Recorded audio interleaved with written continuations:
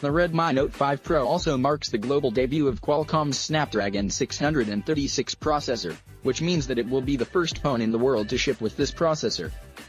The Snapdragon 636 is notable for bringing Qualcomm's Kryo 260 CPU cores into the Snapdragon 63X range, bringing more raw CPU power to the mid-range segment. The Kryo 260 CPU inside the Snapdragon 636 can deliver roughly 40% or more power than the Snapdragon 630 inside phones like the Moto X4, according to Qualcomm. Additionally, the Snapdragon 636 also crams in a bumped-up Adreno 509 GPU that gives it a 10% performance boost over the Adreno 508 inside the Snapdragon 630, Qualcomm adds. The Redmi Note 5 Pro, more specifically, is powered by a 1.8 GHz octa-core Qualcomm Snapdragon 636 processor clubbed with up to 6 GB of RAM and up to 64 GB of storage, which is further expandable by up to 128 GB via a hybrid microSD card slot.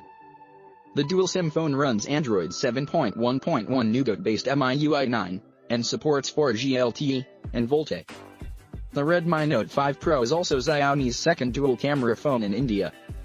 It comes with a dual-camera system on the rear consisting of one 12-megapixel sensor with f/2.2 aperture and another 5-megapixel sensor with f/2.0 aperture.